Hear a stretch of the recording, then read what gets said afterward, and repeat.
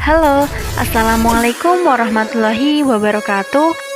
Kami dari kelompok 4 Ekonomi Syariah 6D pada mata kuliah Ekonomi Politik yang diampu oleh Bapak Hadi Ma'ruf. Kami akan menyajikan video pembahasan tentang Ekonomi Politik Keynesian dengan anggota kelompok 4. Yang pertama, Erma Lailatul Zahra, NIM 12402183157. Yang kedua, Didit Saifuddin Latif, NIM 12402183163. Yang ketiga, Elila Nurhaninda, NIM 12402183164. Yang keempat, Amelia Safira Putri, NIM 12402183180. Yang pertama, deskripsi ekonomi politik Keynesian. Pendekatan Keynesian mengajukan sebuah kritik terhadap konsep pasar yang meregulasi dirinya sendiri, yang mana banyak digunakan oleh para pemikir klasik dan neoklasik sebelumnya.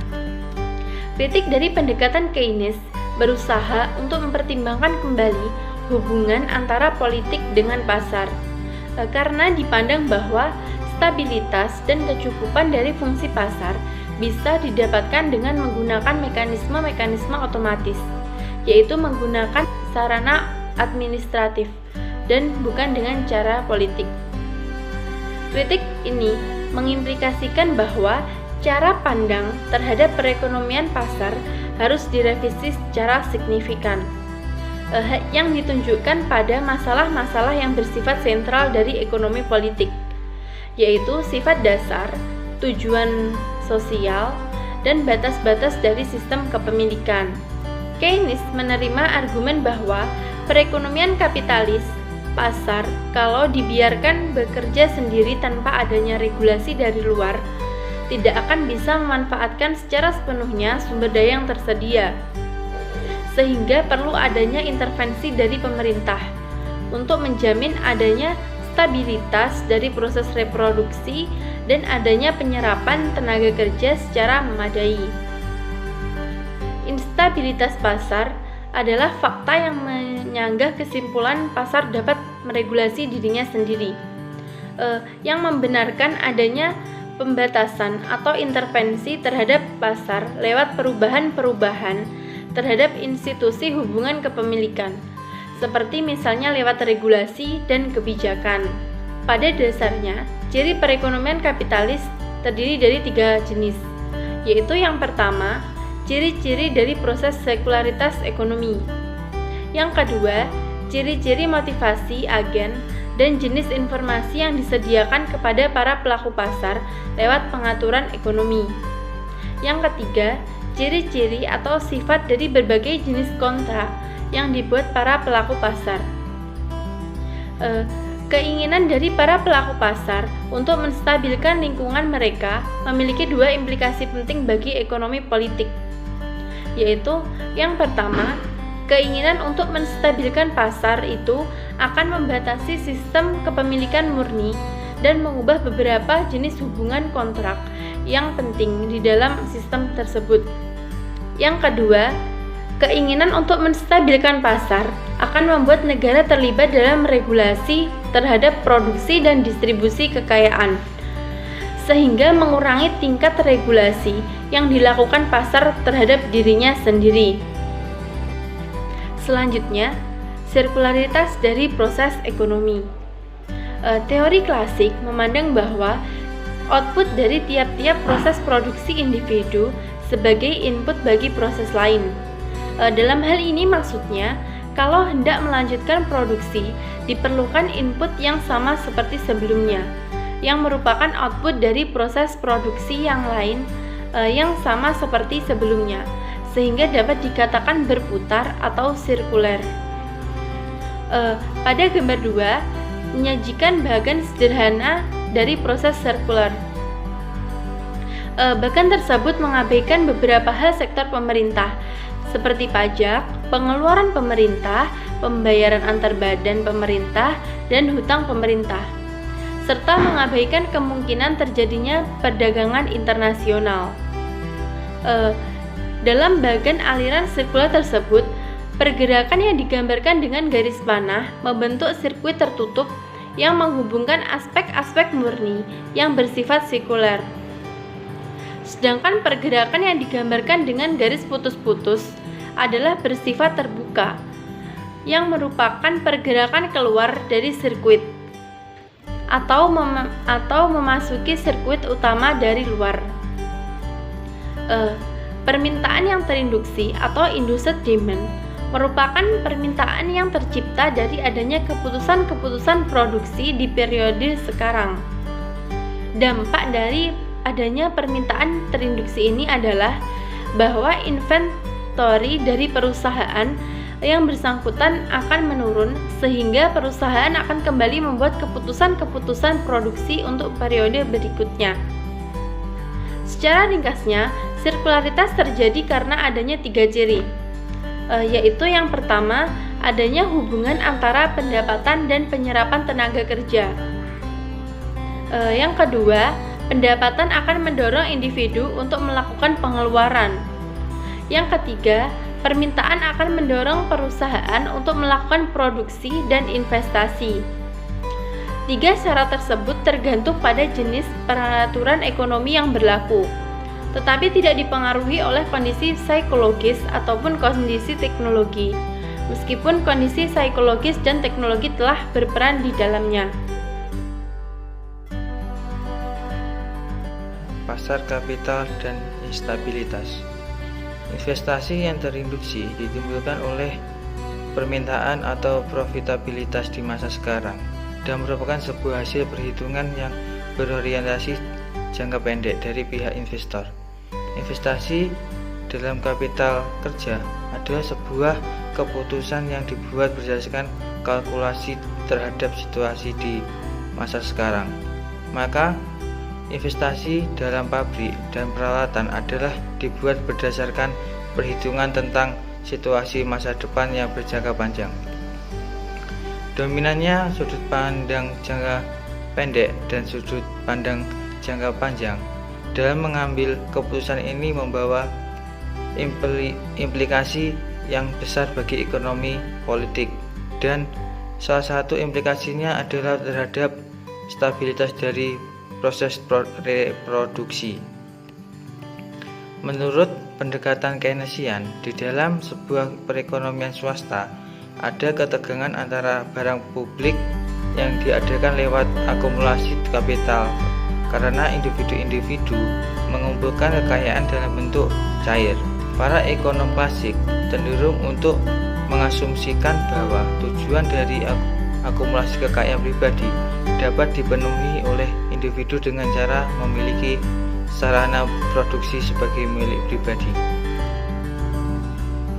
Keynes berpendapat bahwa pergeseran pola pikir para pelaku pasar dari perspektif jangka panjang ke perspektif jangka pendek akan mengikis stabilitas dalam perekonomian kapitalis.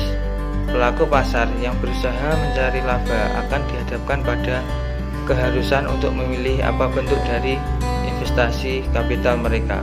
Pilihannya adalah yang pertama, menginvestasikan kekayaan mereka pada kapital produksi, di mana kekayaan itu ditanamkan untuk keseluruhan dari masa kegunaan peralatan yang dibeli, dan retur yang didapatkan akan terbatas pada besarnya laba yang didapatkan dari penjualan aliran produk yang dihasilkan dari peralatan itu.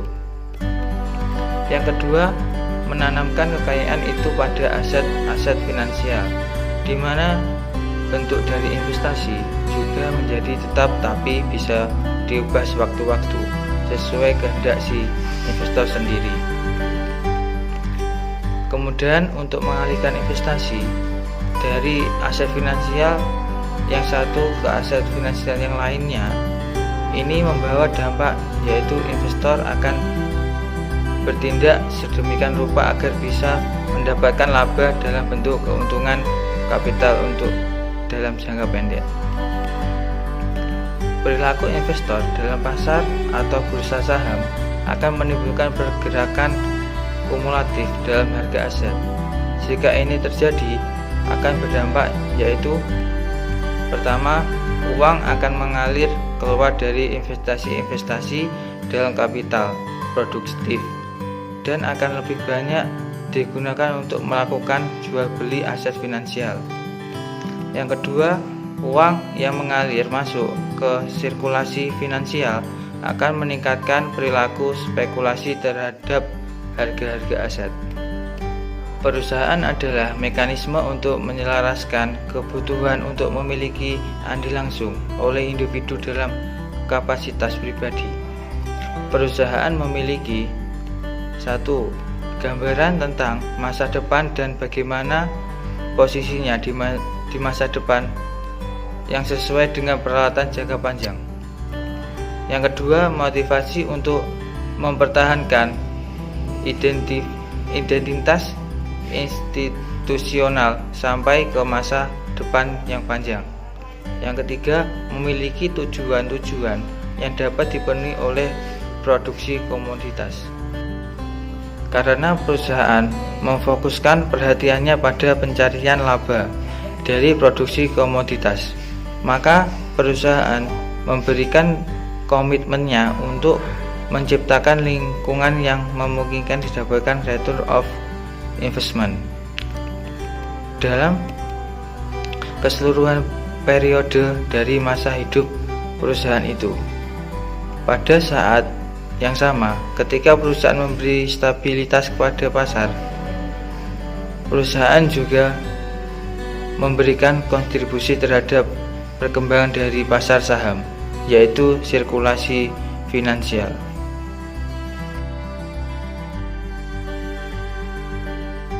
Ekonomi politik dari pasar tenaga kerja dan pasar kapital. Pasar tenaga kerja merupakan inti dari permasalahan instabilitas dalam ekonomi politik. Ada dua alasan mengapa pasar tenaga kerja menduduki posisi inti dari ekor politik ini, yaitu yang pertama, pasar tenaga kerja adalah mekanisme yang digunakan sebagai besar individu dalam perekonomian kapitalis untuk mendapatkan nafkah bagi kehidupan mereka. Kesuksesan dari perekonomian kapitalis akan ditentukan antara lain oleh kemampuannya untuk memberikan nafkah bagi individu-individu dalam masyarakat lewat beberapa kontrak yang terbuat secara sukarela. Bagi para pekerja, instabilitas bukanlah masalah remeh kalau dilihat dari sudut pandang pekerja. Agar pasar tenaga kerja dapat memiliki permintaan yang bisa merespon harga dengan baik, maka pekerja harus bisa mempengaruhi permintaan terhadap tenaga kerja dengan cara mempengaruhi harganya.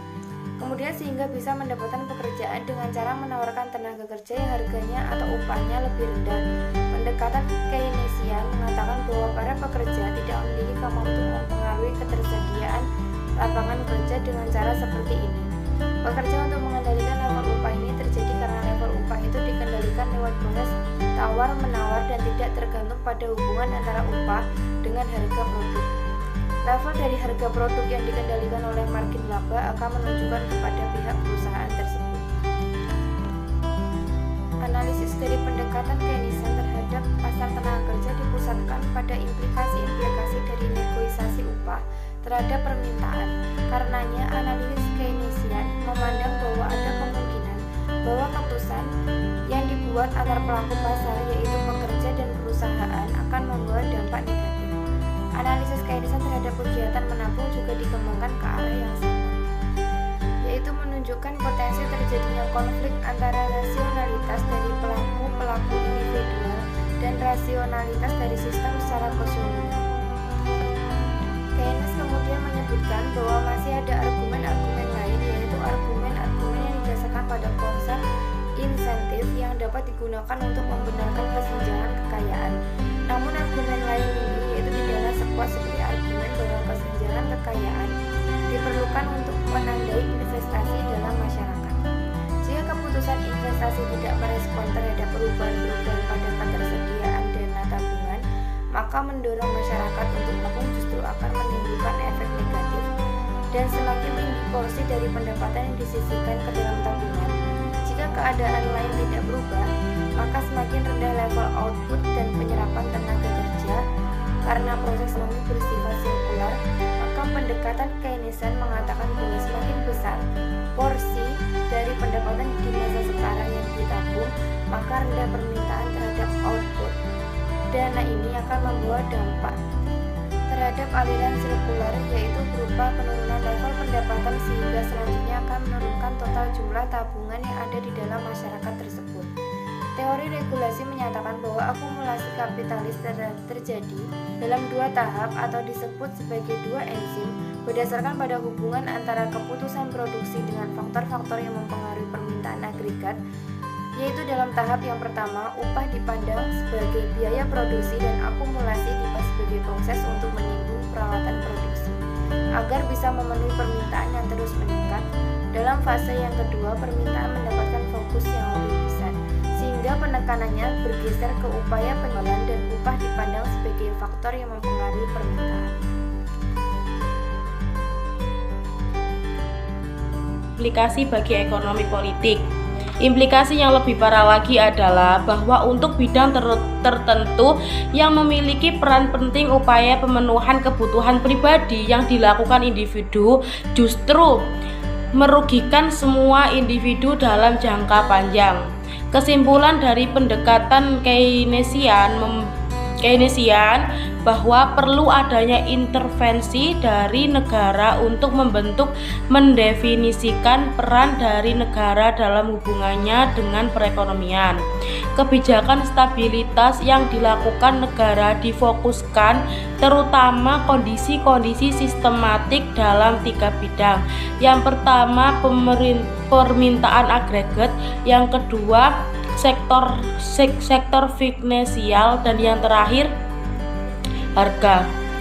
Kemampuan negara untuk mempengaruhi aliran sirkular akan tergantung pada di mana posisi negara dalam aliran itu.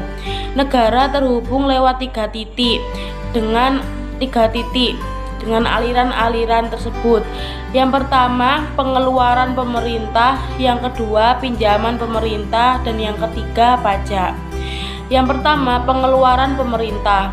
Pemerintah menggunakan sirkular ini sebagai pendapatan untuk membeli barang dari sektor swasta, menyerap tenaga kerja, memberikan pendapatan bagi konsumen dan terhadap berbagai lembaga. Dan yang kedua, pinjaman pemerintah. Salah satu sumber pendapatan negara yang digunakan untuk melakukan pengeluaran pemerintah adalah dengan meminjam dari sektor swasta. Yang ketiga, pajak. Negara dapat mendanai kegiatan-kegiatannya tanpa harus meminjam, yaitu dengan cara mencetak uang atau lewat pajak. Penyebab dari instabilitas dalam pemerintah konsumen adalah hubungan antara pendapatan, penyerapan tenaga kerja, dan konsumsi. Agar output dan penyerapan tenaga kerja bisa naik, maka pemerintah harus melakukan salah satu dari 2 hal sebagai berikut. Yang pertama, mengenakan pajak pada pendapatan-pendapatan yang akan ditabung dan tidak akan dibelanjakan oleh penerima awalnya seandainya tidak kena pajak, dan kemudian membelanjakan pendapatan negara dari pajak itu untuk barang-barang dan jasa atau mentransfer dana dari pendapatan pajak itu kepada pelaku-pelaku pasar yang akan mengkonsumsinya. Yang kedua, menarik pajak lalu membuat pengeluaran yang lebih besar daripada pendapatan dari pajak itu, di mana selisihnya didapatkan dengan cara meminjam kepada pelaku-pelaku pasar yang tidak akan membelanjakan dana sebanyak itu atau tidak mungkin menerima dana sebanyak itu. Selanjutnya yaitu beberapa implikasi politik. Ada satu dimensi politik yang lain memiliki implikasi yang lebih besar, lebih luas daripada siklus bisnis politik adalah ketika terjadi penolakan atau tantangan terhadap institusi-institusi dasar dari pasar tenaga kerja. Semakin kuat anggapan masyarakat bahwa fungsi perekonomian harus diserahkan kepada administrasi politik, maka semakin lemah pada keyakinan masyarakat tentang pentingnya pasar yang meregulasi dirinya sendiri. Ketika sebagian dari fungsi pasar dijalankan oleh sebuah lembaga politik, maka itu tidak berarti bahwa fungsi itu sendiri lalu berubah menjadi bersifat politis. Proses politik bisa mengambil fungsi penentuan dan pemenuhan kebutuhan dari tenaga swasta dan menyerahkan kepada lembaga-lembaga politik, atau dalam hal ini bisa disebut dengan istilah mengalih tugaskan. Kesimpulan berdasarkan asumsi bahwa ada perbedaan yang jelas antara politik, administrasi, dan pasar.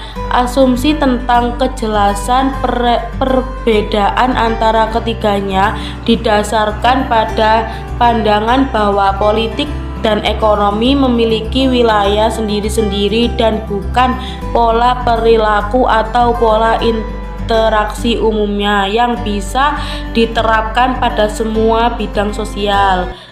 Sekian video pembahasan kali ini. Terima kasih. Wassalamualaikum warahmatullahi wabarakatuh.